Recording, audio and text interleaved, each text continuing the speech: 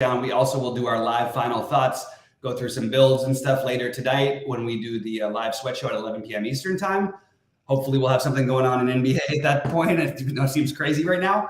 But that should be fun. And I'm really excited about this Masters. I'm playing a little more than usual. I've done really well in a lot of the big events in golf. And for me, I've become a new golf fan over the past 4 years, I would say. So I get really excited about golf. I noticed that I started watching golf over big, college basketball, NBA games over the last while. And I'm just really into it. So I'm really ready for this. There's still more stuff I'm going to have thoughts on later that I haven't done deep enough dives on yet. But I've done some pretty deep dives and I'm ready to get after it. Sheets, any overall thoughts in general before we jump into the tier position play? Yeah, I mean, you got the top, you got everybody playing, and you're including the live guys. I mean, it's just everybody's playing, and you're going to be able to create lineups that you feel very, very happy about, because you've heard of all these guys and you've played all these guys in different fields, and it's difficult, because as good as your lineups are going to look, they're going to be all the lineups are going to look good because these are all really, really good golfers. My overall take is that guys that are really at the top. It's hard to win the GPPs really if you play a top priced guy who doesn't win the tournament. I mean, you can do it, okay, but it's difficult, and it's hard to beat all these guys, and if you play stuff like Rory at 30% ownership at 10-6, for example, I mean, just keep in mind that you're going to have to beat a whole bunch of guys. So I really would like to be a stickler for ownership in this event. And the good thing is that the prices for this have been out for 2 weeks pretty much. And so I feel as though the ownership projections by the time at least gets to the end are going to be pretty tight. So you could make pretty decent, at least strategic decisions based on it. And I would avoid much any, if you could do it, I would avoid anything overly chalky in this event. Yeah, I actually disagree as it applies to the Masters because, one thing is I never buy into the guy at the top has to win the tournament. I just don't think that's the way it is. If you get a top five, I mean, Jon Rahm, when he won the U.S. Open, wasn't even one of the 6 highest scoring golfers, and he won the tournament. And he wasn't on any winning lineup after winning the tournament, and he won by 4 strokes or something. The last, it was a little while back. Anyway, I do think that you want to get one of these top guys here, at least for me in most of my lineups. I love Rory, and I hope that this proves to be wrong soon, and I think it will. I mean, obviously he's really gunning for this one, and we all love Rory. And why he's owned the same way that Scheffler and Rahm are owned is just basically egregious at this point. Why he's priced in the same ruler price range is pretty egregious at this point. There isn't a top golfers, or they're all similar. Scheffler and Rahm are significantly better than everybody else in golf. It's not really close. It's not really open for debate. And I don't understand why Rory would be getting twice the ownership of Rahm, or why Rory would be getting twice the ownership, or even a slightly higher ownership than Scheffler. It just makes zero sense to me. I do think you know why. I mean, it's still the name recognition. Like people still. I mean, remember, this is the Masters, so everybody's playing this thing. And I think people buy into narratives, and they see that Rory said he's played 81 holes here over the last over the last weeks. And he's cheaper. I mean, he's 200 cheaper. I don't think it's really. Oh, he's 500 cheaper than Scheffler and 200 cheaper than. I'm not saying it's right. I'm just saying why he's being. Well, it's just every week we've dealt with it, and every week was basically wrong to play Rory, and it was right to play Scheffler or Rahm in every one of those weeks, basically, because they always win. They always win, or they top 4. It's anyway. That's just my personal overall take. I am interested in all 3 of them. I will have the least ownership on Rory of the 3. And that's just where I'm at. I just think it makes no sense. And I hope by the way, there's a part of me that hopes I'm wrong, because he's the guy I pull for. I just think that we're talking about different. I mean, his projection sheets, even in terms of scoring, is higher than Scheffler and Rahm. Why is that? Why? I just can't figure out any logical reason. So because of all that, I will be lower on Rory than I will be Scheffler and Rahm, but I will have plenty of exposure to all three, and I will have much of them. I will have them paired together some because there's some cheap plays that I like. So just so you guys know, again, what we've been doing, if this is somehow your first time, is that, watching our things, we do go tier by tier, and we're going to talk about the 10Ks and up, and then we're going to talk about the 9Ks and then et cetera. And then at the end, we're going to, have a little contest where we basically pick our favorite guys from each range and then also pick a guy to miss the cut. So we went right into it, with these 10K guys. And already we are, we're kind of in different camps, which is good. Like maybe one of us is going to win. I don't see me having any of these guys for the reasons that I mentioned. Probably the highest I will have of any of them is maybe 10%. So I will be under on all three.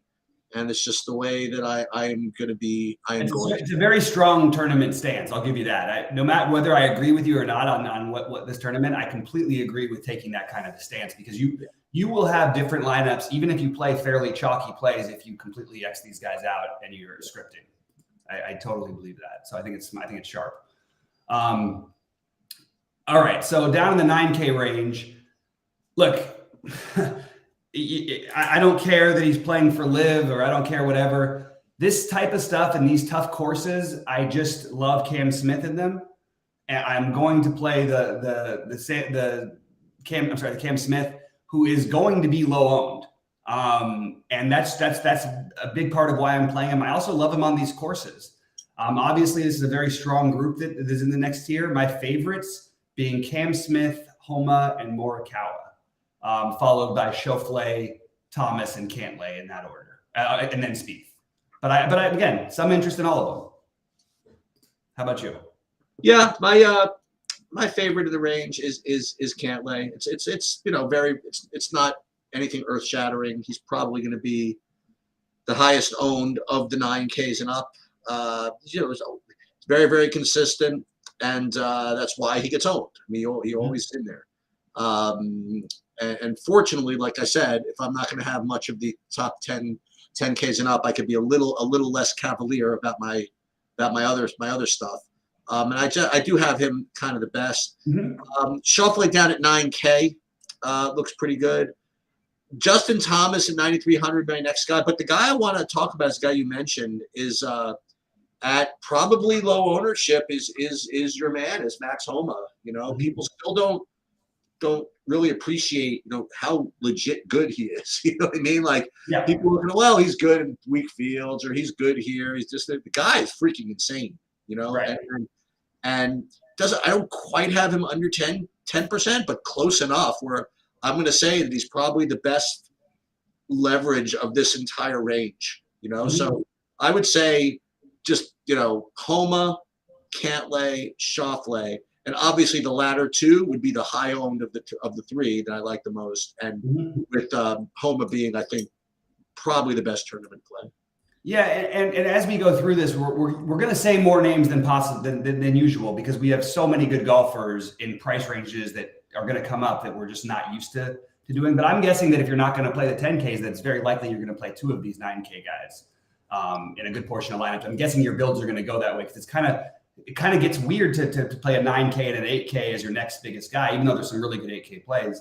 But I just wanted to get I totally understand the logic behind the Cantlay thing. I'm curious about your thoughts on Cam Smith because, Cam Smith, had he been playing on the PGA Tour, even if he was struggling, I believe would have been the highest owned player in this tier.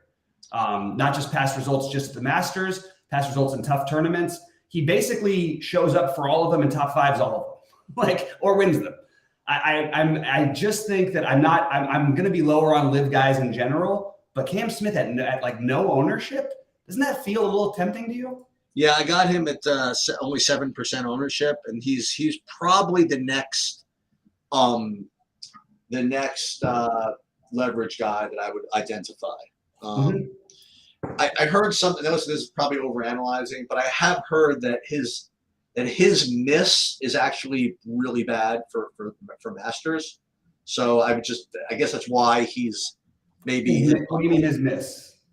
the way he misses his shots He sometimes. plays great at the Masters, so it doesn't seem to matter. I get it, but Yeah, that he doesn't. yeah. You know, but I'm Sorry. I was not just gonna saying. get there. He's not gonna play. He's not gonna do that every time. I'm saying that the miss he typically gets when he does is just not particularly suited for the Masters, despite the fact that he has avoided that in the past. You know, Right. So I guess that's one of the reasons, I suppose, why the models aren't liking him as much. And the models are really just not liking. And I was wondering what was going to happen with these live guys. You know, I am gonna get to a couple of them, but like, you know what, you're kind of like proving your point. You know, because I'm probably not going to be able to get to Cam Smith, so he probably is going to end up being even lower owned than you think. So Yeah. so you got like 5%. That'd be great. Hang on one second. Hold on. Yeah. Okay. Unfortunately, I can't pause this thing. Recording. You need me? But so anyway, guys, yeah, we'll get into the next tier in just a minute. Sheets is on call for some. Right. You know what? I gotta mute myself. Hold on. So we've got to respect his situation. Right. So, but yeah, guys, fire on in your thoughts on these things, because like I'm interested, and I know that some of you are going to see this live and some of you are going to watch it after the fact. But I'm interested in where you guys stand on some of these things. And you know, you got Kenny in the chat saying you want to build around Xander, Finau, and Willie Z. No problem with that. Like, it's almost hard to hate your build. If you hate your build at golf this week, something's wrong, man. Like, all of these builds, I can make a great case for. That sounds like a good way to build to me. But at the same time, it's just so scary to fade some of these top end guys that we've got that it's just tricky. So anyway, I'm going to go down my guys and then we'll see what Sheet says on the other side of it as I go down through the 8K range, because building around, the 9, 8, 89, and 82, you aren't going to need the cheapos. I like to force in the cheapos because that's where you get the lowest ownership. I would say that in the 8K range, I love Jason Day. He's probably my favorite play in the 8K range. I love Zalatoris. It's probably my second favorite play in the 8K range. Sorry about that. Oh, no problem. You're good. I really like Sungjae, but he's going to have a lot of ownership. And even though I believe if we did track this, and it's something that we've talked about, but it's really hard to do, that Tony Finau is probably the most over-owned player in golf.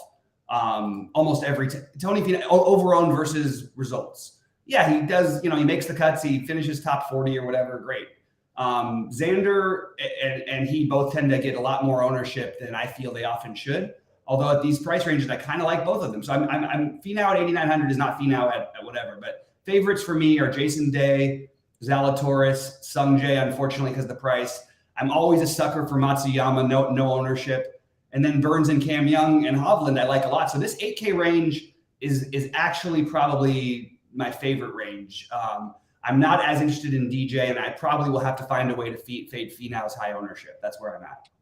Yeah, I'm hoping that the Finau ownership is mitigated by construction for me, because I happen to like him, and I'm just kind of hoping that the way I'm building is going to just make me not be as owned as his individual ownership will indicate. So I actually do like that. I like Sungjae M. I like Cam Young. I don't know if you talked about him while I was on the phone. And Victor Hovland and Zalatoris. I like all those guys. It's a drop for me to the others. But I will say, again, like as far as leverage goes, and that's what you got to look for, I think probably Fitzpatrick at a flat 8K at under 10%. I think that's probably. Oh my God, I almost forgot about him. Yeah, sorry. I love him too. Sorry. I really like that. So again, it's really going to come down to how you construct. I happen to look in a vacuum. I think Finau is probably the best value of the range. But again, like if you're going to play like him with Rory, for example, you're kind of asking for it, from an ownership perspective. Let me ask something. So why is Finau better than, like, I actually think you could make an argument he's the worst golfer in this tier. I don't understand just the perception. Is it just because his advanced stats look good? But what am I missing with him a little bit? That's really all. It's really all it is. I'm just basically going off the projections, which is completely data driven. And the funny thing is, like I talked about, it's like that's the way these golf projections are created. It's completely by the strokes gain data as a function of course fit. And the thing is that it's spread out over like 6 or 7 different sites and models. So and it's pretty tight. So that's just where it's coming from. That's why it's weird with golf, especially the Masters. You almost have to force in some of these, like, and when you get someone that projects really well at low ownership, it's very, very rare. That's why I think Homa back at the 9K range is such a strong play, because he actually projects pretty decently and he's somewhat low owned, and it doesn't happen all too often. So Finau is he's just showing up on all the models as a great play, which is why he's being owned. That's it. I can't speak to why he hasn't won, or why he's whatever, he has disappointed in the past, but that's just the way it is. Yeah, no, I mean, I understand. And by the way, I'm not trying to slag off Finau. I'm just really trying to understand, because it's over and over again that I see him every week at 25%, and almost never, ever would you ever need him. And in this case, he's just loaded with guys around him that are just superstars on the uprise, like Cam Young and Zalatoris and Sam Burns. And then you've got Sung Jae at 81, which seems like an egregious price for him. Matt Fitzpatrick, it also seems like a kind of a silly price for him.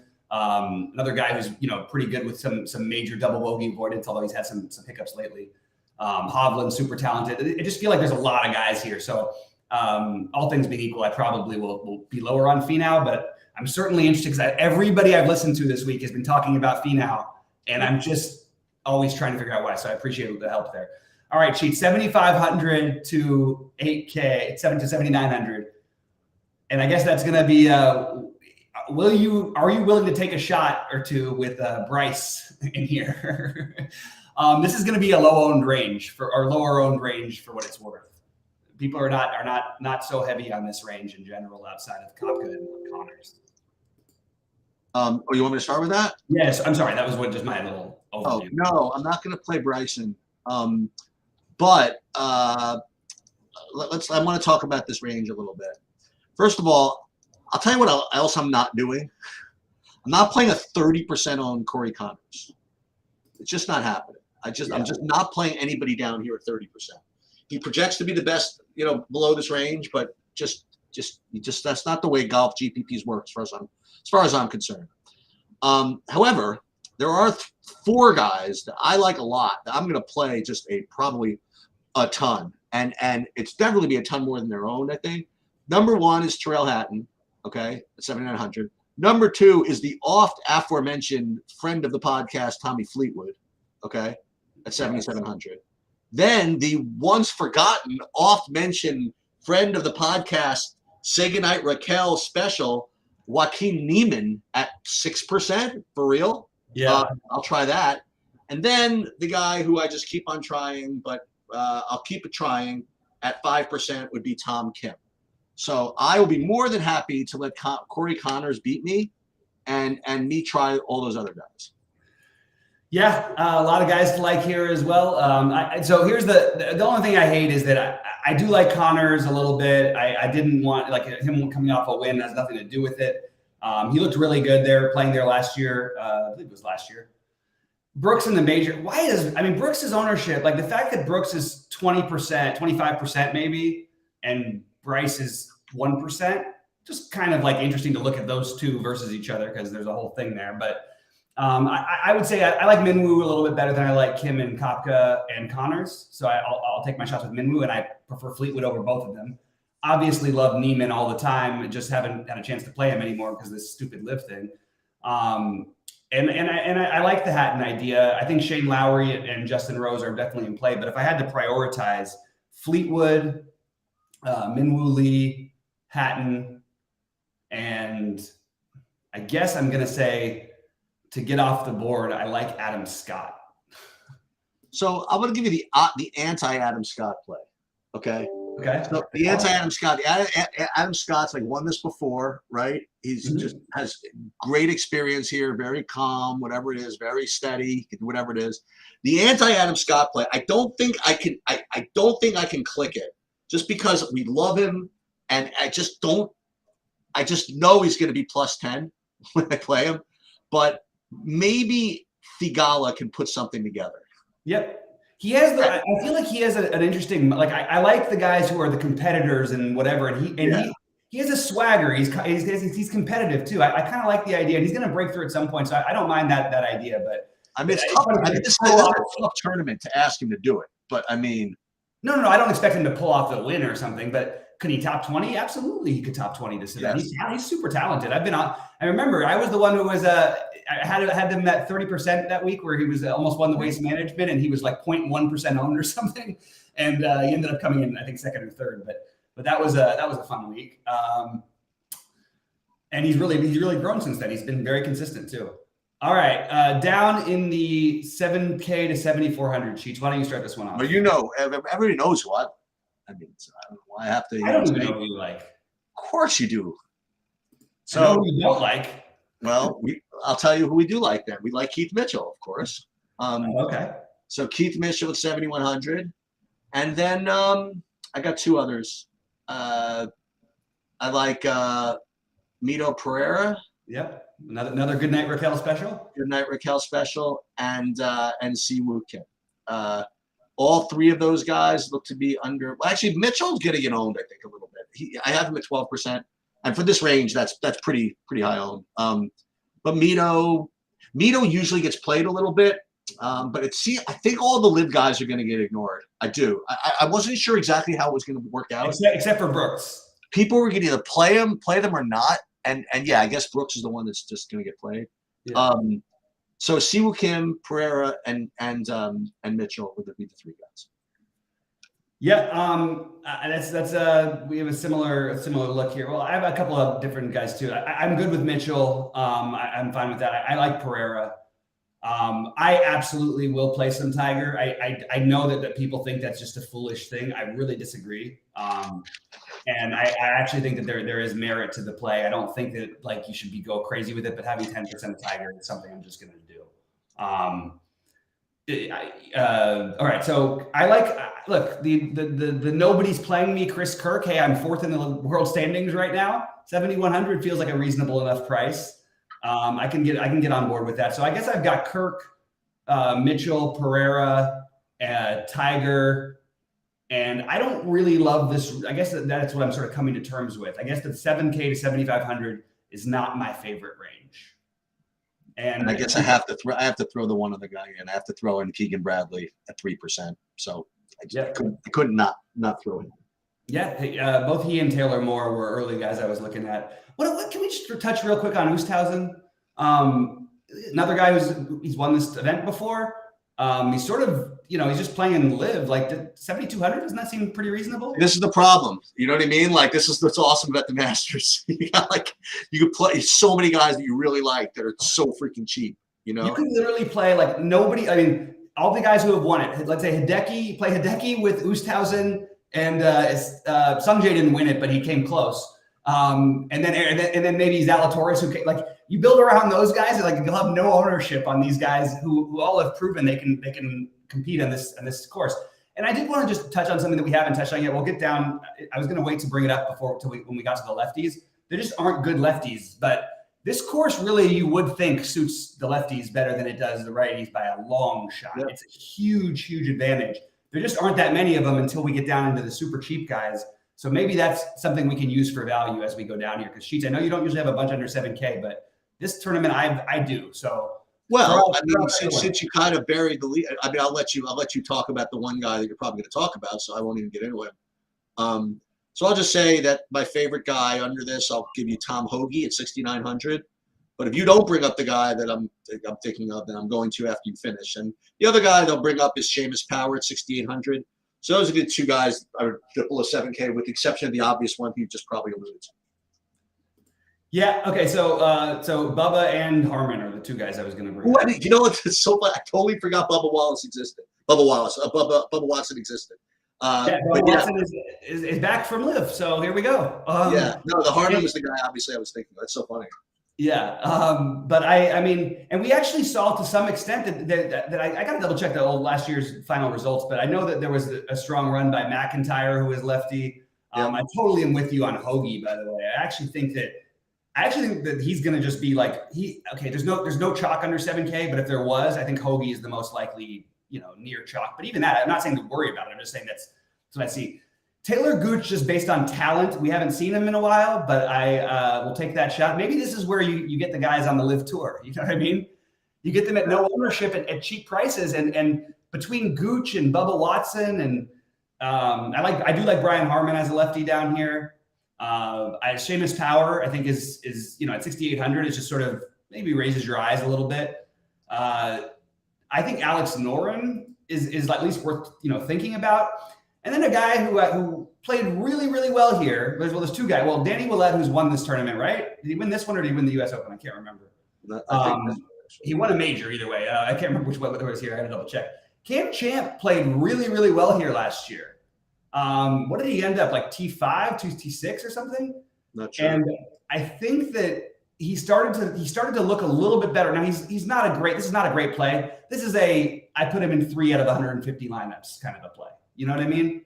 I would say the same thing about Molinari. I like Adam Svensson. I actually think that he can play this course well. And based on nothing other than the fact that I've watched him and I've heard people talk about it, and I've watched him be able to grind out some of these tough courses. Jason Kokrak. I mean, the live guys are pretty interesting. I don't think I can do Phil, but I probably will have to throw him into a couple. Again, these are mostly going to be large field plays. As will Sepp Straka show up a little bit for me. Adam Moronk, I've heard a couple people talk about him this week, including somebody in our chat recently. And I'm trying to lower my pool, so that's probably going to be just about it for me. But I did want to throw out that Kevin Kisner is down at 6,200 and may not be the worst thing in the world if you really needed to dumpster dive. But I don't think you're going to need to because of how many great golfers there are. And I didn't even mention Thomas Peters, who I think is also viable as well. So we basically mentioned the whole field. Pretty much. I mean, it's hard on the Masters not to. But what we're going to do is that this is the good part, right? We get to pick our very favorites, which is the bulk of what at least I usually build around. And I mean, I've got a pool of like 50 golfers that I'm looking to play right now, or actually 60. But I think that if I can narrow that down to like 40, and then maybe an occasional guy sneaks in, I'm gonna feel good about this particular tournament. Cheats, who wins this tournament? Let's play the game. I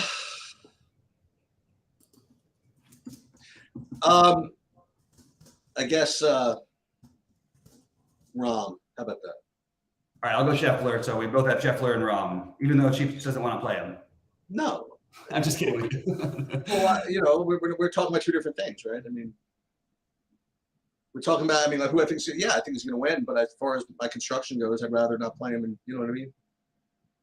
Oh, we forgot to mention a guy who's I know we're going to get hounded about if we don't mention him at all. Really? Not that he's that great. Well, he seems to be everyone's darling play, even though he's the least liked guy in golf, and that's Patrick Reed. Just wanted to mention him because I forgot to mention him before. Sorry. So I took Scheffler, you took Rom. Pretty chalky answers by the two of us. Hey, Forrest, happy Masters Week, and then we go into the next tier sheets. Who comes in the top 5 under 10K?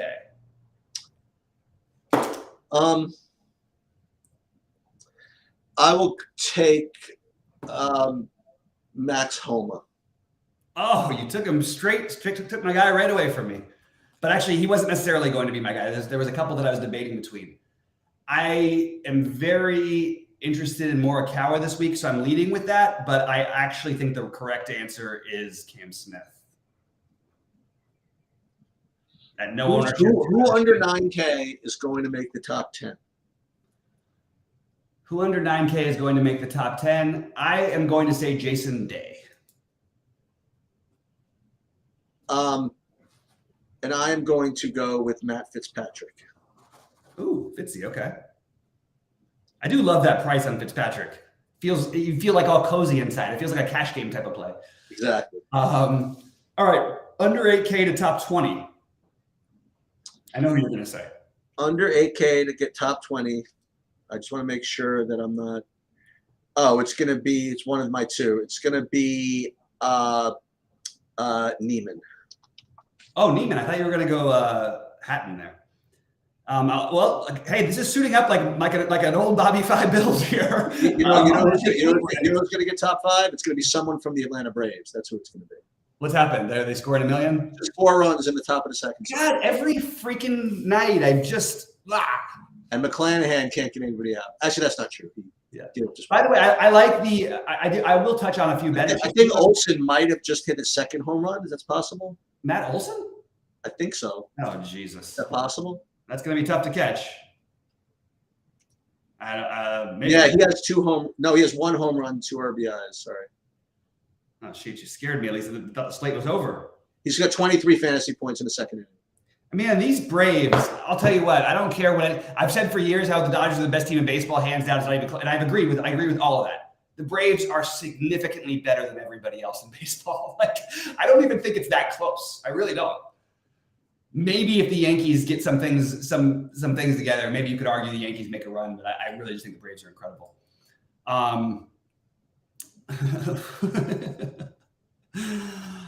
Forrest is cracking me up in chat. All right, so we got through that. Now you have to give me the under 7K guy who's going to make the cut.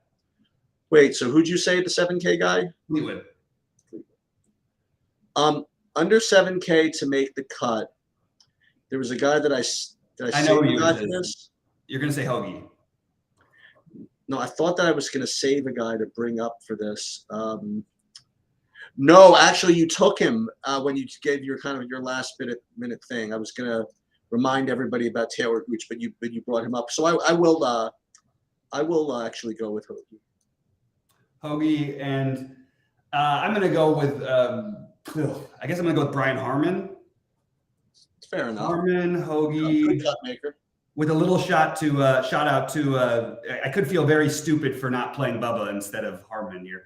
He just gets a little too crazy. He's bringing drivers off the deck and stuff, and it still works out for him. But like, you always look at his scorecard, it's like +3, and then the next time they show him, it's like -1. I'm like, what happened in between? Like, what did it? All right, so there are your priorities: the Homa, Smith, Scheffler, Rahm, Morikawa, Day, Hoagie, Harmon, Fleetwood, Neiman, and Fitz.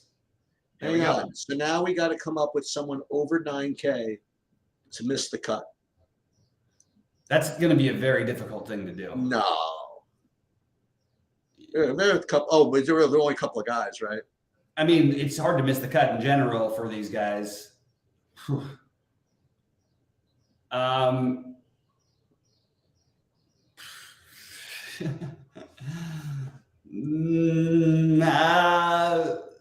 Okay, because he's been so awful and near the cut so many times this year, I guess I'm going to say Xander, but I kind of like him this year. And I like him. I like this price on him, but I guess I'm going to say Xander. Yeah, I'm gonna. You're going to say Spieth.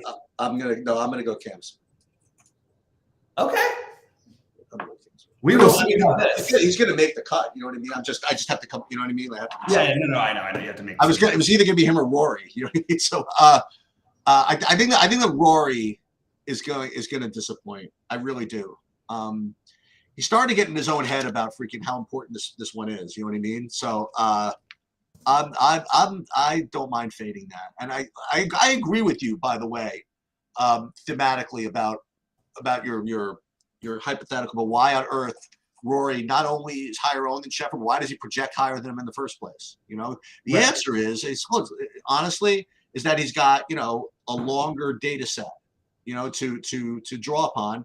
But the thing is, Scheffler's data set is more recent. He's been improving more in the last couple of years than Rory has. Rory's been playing at this high level for 10 years, where Scheffler has just reached this level. But, you could argue that Scheffler is playing better than him. And you could also argue that Rahm is better than Rory. I don't think there's any argument that Scheffler and Rahm are clearly the two best golfers in the world. I don't even know how you make another argument. I mean, these guys have they're more than double the wins of anybody else. Like, you could take the rest of the field, and Scheffler and Rahm have probably, it's just nuts. Like, I'll tell you also this. So when Rick was doing his breakdown, I mean, he basically said these top 3 guys are like so much higher than the other guys. I mean, that's what I feel though too. Yeah. But I feel like 2 of them, not 3 of them. I think Rory is, in terms of if there's a motivation factor, if you could really put that into things, I think Rory wants to win this tournament for anyone who has a realistic chance more than anybody else does. Yeah, I don't know about that. I think that everybody wants to win the Masters, and I think that putting too much pressure on it is gonna just end up biting them. That's my take. Hey, we saw it recently with Rory, so maybe you're right. But of course, everybody